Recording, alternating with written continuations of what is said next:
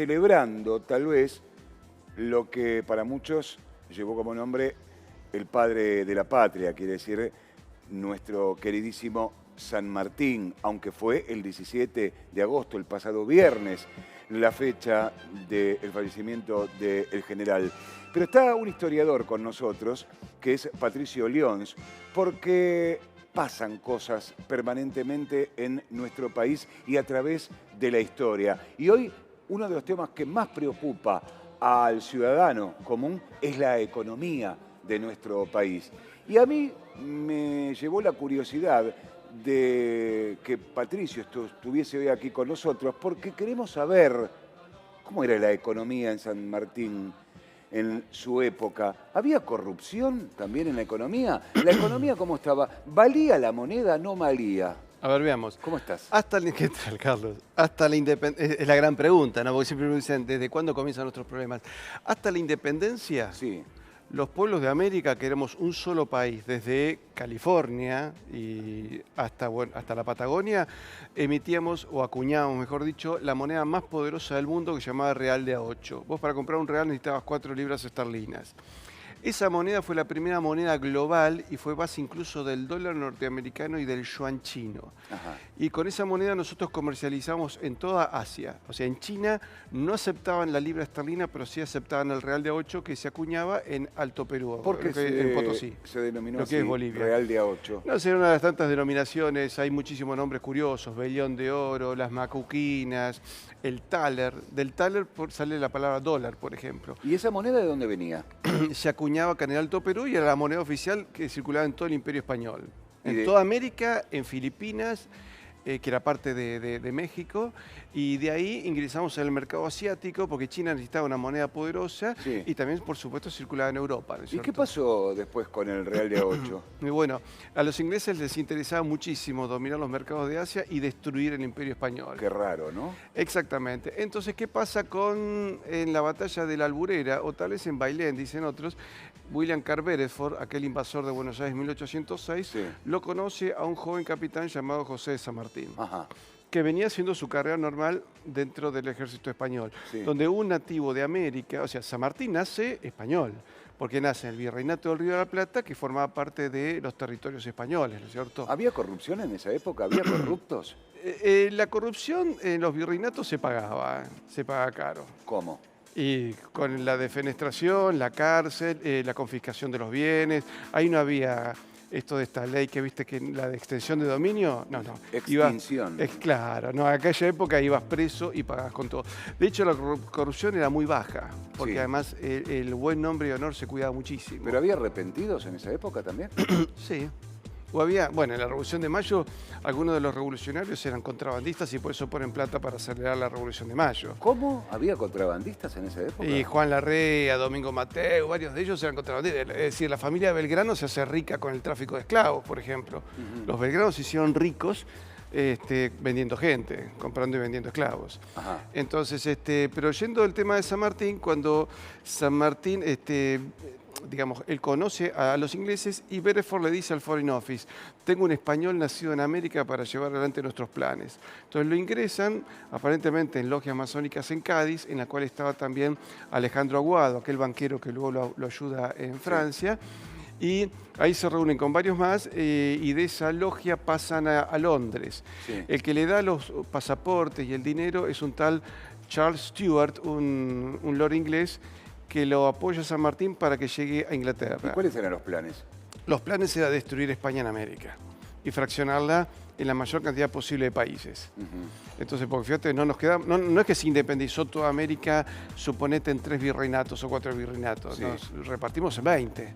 Siguiendo ¿no es con el cierto? tema de la corrupción, Patricio, ¿Qué ¿había pasa ahí? cuadernos en esa época? Bueno, ¿qué pasa con San Martín? San Martín cuando llega a Chile, él para formar el ejército necesitó hacer levas obligatorias porque digamos, el criollo no participaba de esto, no le interesaba separarse de España. De hecho, él tuvo que hacer, por ejemplo, levas obligatorias en San Luis.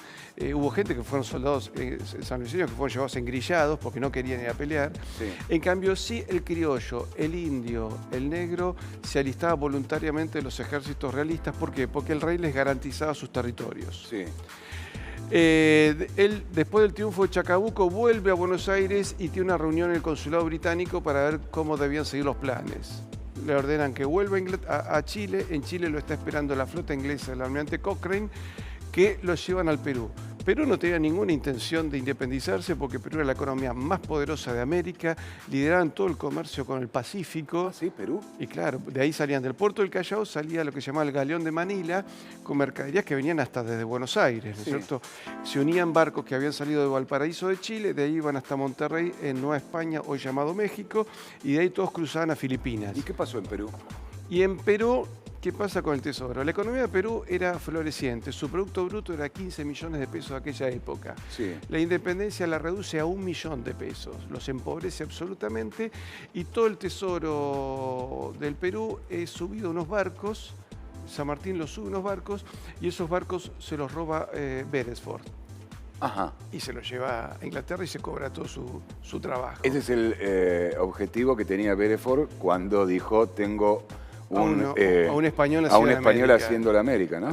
Nacido en América. Nacido en América. Entonces, ¿qué pasa luego con esa situación? El Perú se empobrece, él confisca propiedades de españoles o de otros realistas. Por ejemplo, la nobleza peruana era casi toda de origen incaica. Ajá. Pero, ojo, hacían carrera dentro de la nobleza española. De hecho, ¿viste la Guardia Civil Española? Sí. Bueno, fue fundada por un Moctezuma, el conde duque de Moctezuma, o sea que tenía sangre mexicana, ¿cierto? ¿Qué hubiera Sangre pasado azteca. si hubiese actos de corrupción y San Martín se hubiera dado cuenta? De hecho, ¿se dio cuenta de alguno alguna vez? Y bueno, subió el tesoro, porque no se ponía de acuerdo con Cochrane si pagarle o no pagarle, ordena que suban el tesoro en unos buques y esos buques desaparecen. Sí se dice que hay un giro de dinero muy importante a una cuenta de San Martín en Londres. De hecho, él cuando pega, él confisca O propiedad. sea, espera. ¿Vos pensás que había ya paraísos fiscales en esa época? Londres. Ah, ¿sí? Sí, sí. Bueno, los paraísos fiscales de las islas, viste, tipo Caimán, eso Sí. nacen de los antiguos piratas ingleses. Ah, mirá vos. ¿No es cierto? Que ellos tenían que de alguna manera guardar su dinero. ¿Te acuerdas la historia del pirata que guarda el Sí, cofre sí, en una sí. isla metido en un Sí. pozo? Bueno, Estos en no, realidad- lo llevaban a un banquito. en realidad se convierten en bancos, los piratas se convierten en banqueros. Sí. De hecho, dicen que es un acto de corrupción más grave, asaltar un banco o fundar un banco. ¿No es Claro. cierto? Fundar un banco dice que es más peligroso que asaltarlo.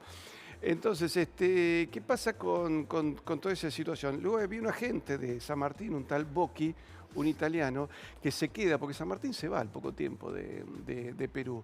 Perú entra en una suerte de guerra civil muy grande. Los ejércitos, los indios siguen tratando de luchar en defensa del rey. Sí. Hay un inca de apellido Huanchaca que organiza todo un ejército en defensa del rey para echar a Monteagudo. Monteagudo, que era el hombre de confianza de San Martín, un hombre corrupto, acusado de asesinatos, había asesinado a muchos sanluiseños en la provincia de San Luis, Sí. había cometido toda suerte de tropelías. Habían atacado mucho a la iglesia, el obispo de Lima se tiene que exiliar. Entonces, ¿qué ocurre con esa situación? Bocchi era uno de los agentes y cuando ve que el ejército realista dirigido por Canterac avanza sobre Lima, él carga un buque con otro dinero que se roba del Estado, esta gente de San Martín, y se dice, velas a Génova que no volvemos más. O sea, que desde nuestros orígenes nos han robado, digamos, Y como pueblo lo que argentino. pasa es que la discusión es quién es el padre de la patria, y tal vez puede ser nombrado Hernandarias, que es el hombre que funda acá en la zona del Río de la Plata. El otro es Liniers, es el gran hombre que advierte que toda la Revolución de Mayo es una revolución de agentes británicos, ¿no es cierto? Claro. Es fusilado por fusileros ingleses. Acuérdate que San Martín, él cruza los Andes con una compañía de zapadores ingleses también, ¿eh? Ujú. Y allá lo está esperando graciosamente una flota. Él cuando vino a Buenos Aires al final toma a su hija, a Merceditas, y se va a Londres. En Londres él deja a su hija a cargo de la familia de Peter Heywood, que era un marino inglés que había sido el jefe de la misión naval inglesa en el Sí. Río de la Plata. Sí.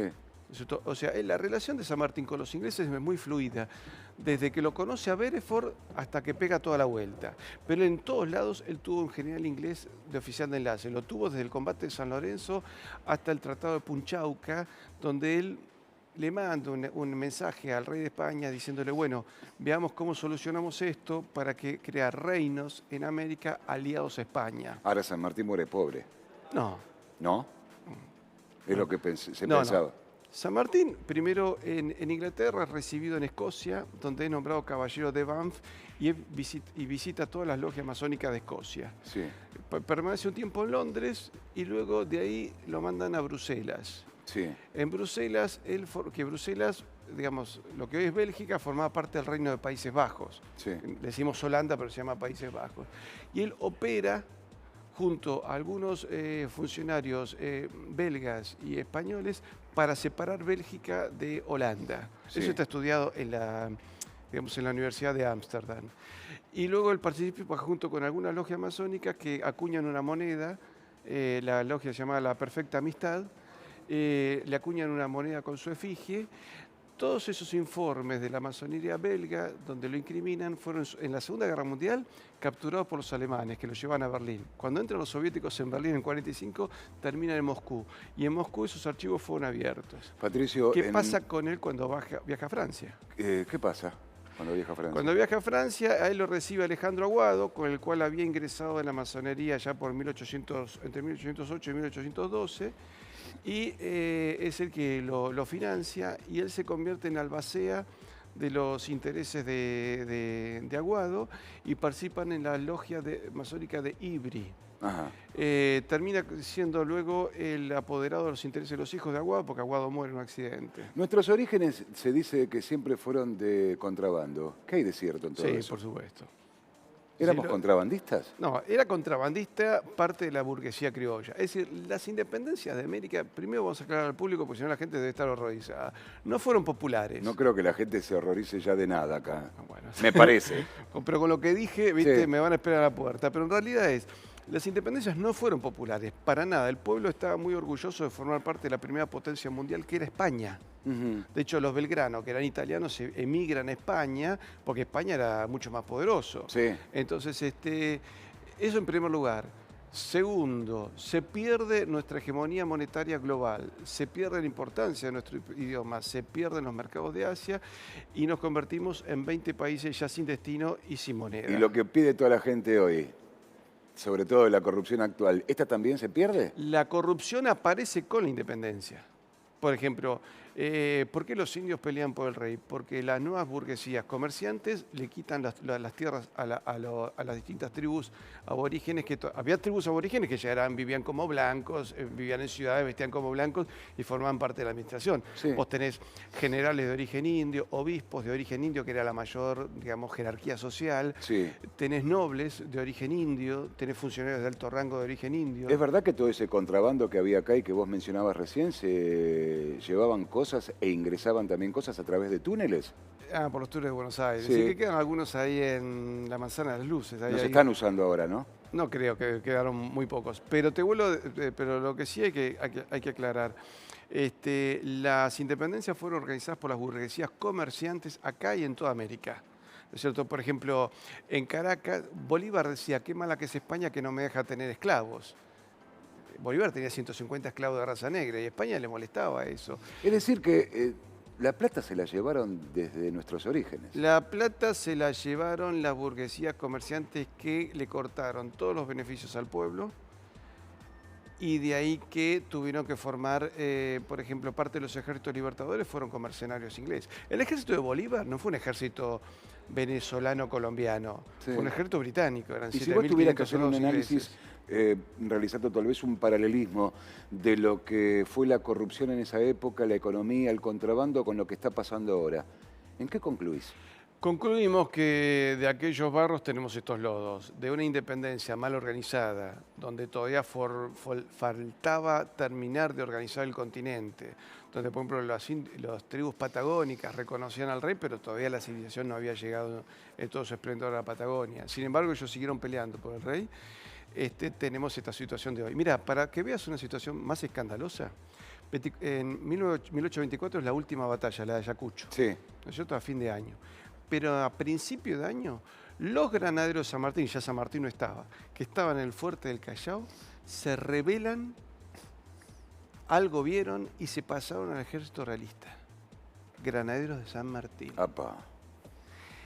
Y te digo más, para que te horrorice más, los dos primeros presidentes del Perú independiente se dieron cuenta del desastre que estaban haciendo y se pasaron, habiendo sido presidentes, se pasaron al ejército realista. Y la resistencia realista duró hasta 1830 y pico en todo el norte y acá en Neuquén y el sur de Chile hasta 1846. Patricio, siempre agradecido por tu presencia aquí, por conocer estos datos, que queremos traerlo a la actualidad para que mucha gente a lo mejor no sabe que también hubo corrupción, que también hubo devaluación de la moneda y que también hubo este tipo de cosas como contrabando en nuestros orígenes. Gracias. Carlos, gracias a vos. Y bueno, lo que le digo a todos los televidentes es que si no buscamos cómo recrear esa Hispanoamérica unida para poder enfrentar los conflictos del siglo XXI va a ser difícil, pero los pueblos de Sudamérica tenemos la misma lengua, la misma religión, no podemos ser 20 estados separados. Tuvimos una bandera común, te acuerdas que la mostramos, la Zaspa de Borgoña, que es bandera incluso todavía oficial acá, y bueno, con esa bandera y con ese espíritu debemos recuperar la patria grande de una Hispanoamérica unida. Gracias, Patricio. Gracias a vos. Seguimos ahora junto a Mercedes.